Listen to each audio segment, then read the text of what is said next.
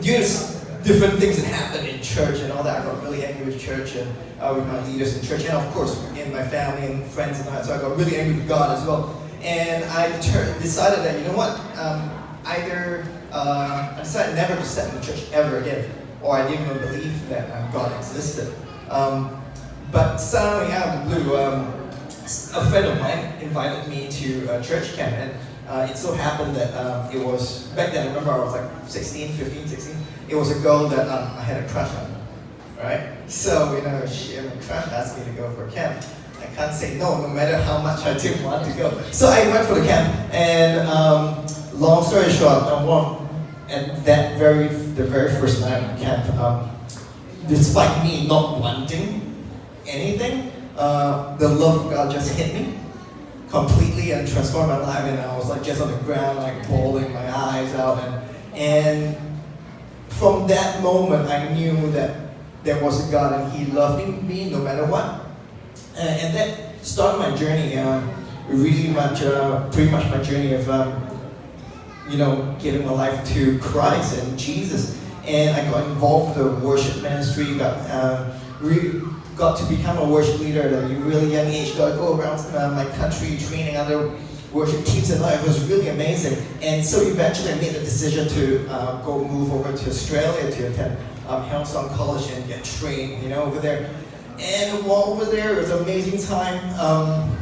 I got to be part of a team a lot, served a lot, got to travel with a ministry team to different countries, training, even training teams at Hillsong in different churches in Australia about worship and all that, and even had the opportunity to go to South Africa when we first planted a church there in Cape Town in 2008 with the team. So I was there for quite a while, and it wasn't easy, but I was living a dream, right? I was living a dream, and suddenly, all of a sudden, in 2012, right, due to natural disasters and natural disasters and then visas and things suddenly happened that I ended up stranded and stuck, like in Singapore. Never expected it.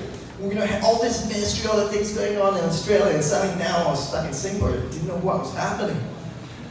And suddenly, a friend of mine who was a missionary called me up and invited me to go into the mission field, to be a missionary throughout Asia, in different Southeast Asia specifically.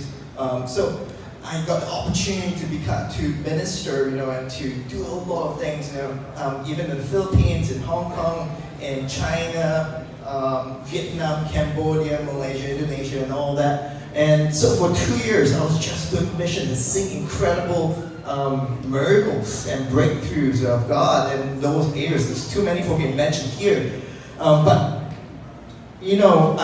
Being a missionary is never about the money. Really, it's not about the money. So, at the end of the whole journey, towards the end, like 2 years in 2 years, my wife fell pregnant, right?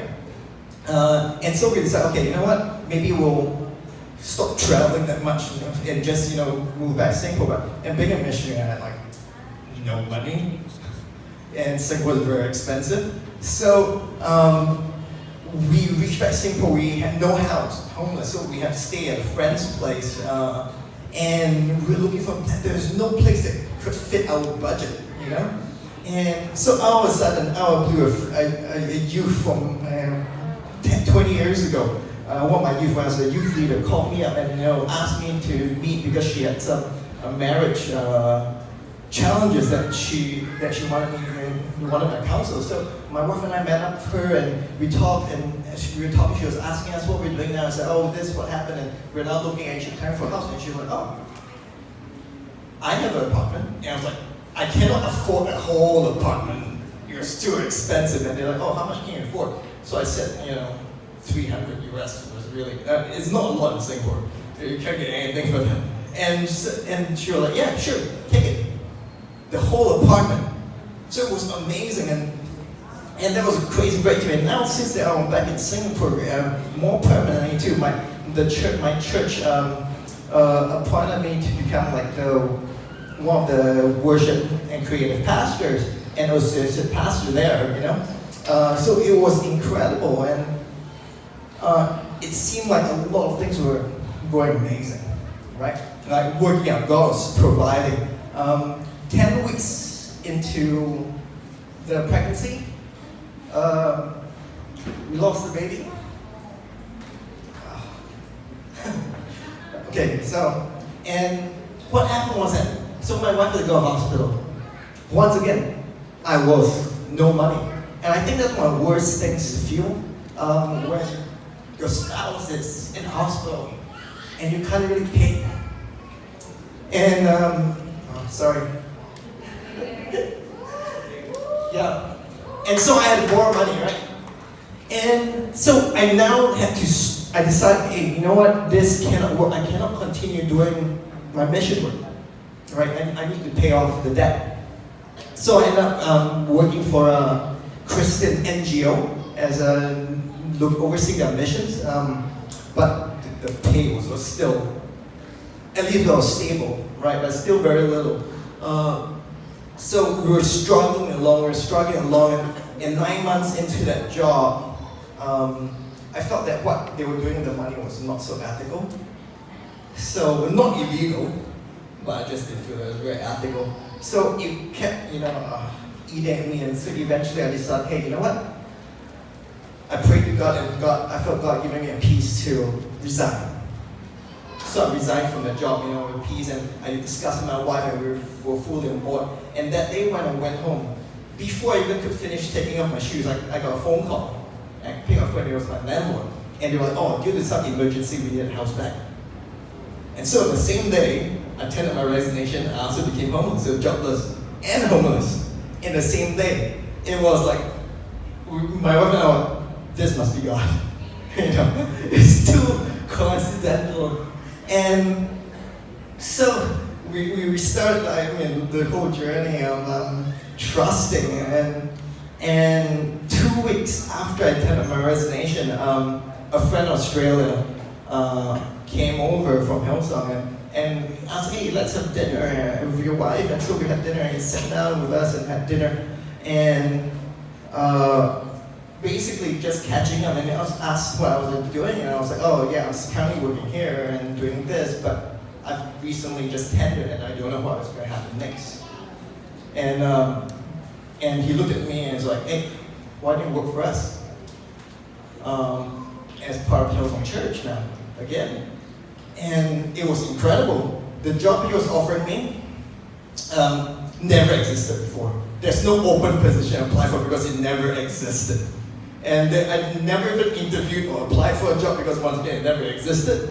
And he just gave it to me. In fact, he even looked at me and was like, write your own job description. And obviously, and what they were about to pay me was more than double what I had earned over in the previous ministry, right? Which was incredible. It's still not a lot, but the previous one was really bad. So, and that was just a breakthrough, and so. And within that 1 month too, we found ourselves another place from another missionary who's now in Hong Kong, and he's got a place in Singapore. So he was like, here, take our house. And God just kept providing and providing, and then, so I was the worship pastor at my church, and got opportunities to record songs and write songs with the church because we were quite an international church. Got to go around like conferences speaking, and once again it was pretty much I was enjoying it, right? But then at the start of this year, God told us that He wanted us after 7.5 years there to step out of that role and step out of the church, and He wanted us to take us a new season, and I had a point where then now I have to surrender what I enjoyed doing in ministry, So I just surrender and eventually surrendering even to the fact that, if I went on to another church and all that, who knows what I'll be doing there. I may never lead worship again. I may never talk about worship again or lead a creative team. So I had to lay that down and surrender that to God. And so I stepped out of role, and within 2 months after stepping out of role and just attending another church that we felt that God had led us to. Suddenly I got called out of the blue from a friend of mine inviting me to be part of a worship team that was leading worship at a Christian event at our national stadium, the largest stadium in Singapore. It was 55,000 people, right? And just when I thought I was done, I surrendered that, I may never do that again, I had that opportunity. And of course, at that event was where I got to meet Pastor Melanie. And then, of course, she ended up inviting me here to speak at a worship conference. It was incredible. And I felt God has been wanting me to, once again, write my own song again and release my own single and all that. But it wasn't money, right? Money. It's not expensive. Music is not expensive. It's not a cheap thing, probably. And I was like, but it costs so much. And suddenly, on this trip alone, I was talking to someone, and they looked at me and they were like, hey, you know what? Why don't I can mix and master for you for free? And I was like, okay, there's no excuse now. There's no more excuse. And the whole journey has not been easy, I can tell you that. As a missionary, I'm living really literally by faith. Right? I don't even know where are we next week, or even if I can get a plane ticket out of the country that I was currently in. And it has been a series of ups and downs and struggles. And I mean, honestly, there were times that I felt like I had enough. I'm gonna give up, right? But God has always provided. No matter what challenges, God has always provided. And I know, and that's why I can read this verse, in Psalm 37, saying that once I was young and now I'm older, right? I was saying, now I'm older, but I've yet to see the godly abandoned, or there are children begging for bread. Amen. Yeah. So, I was asked to prepare and just share with you a song, and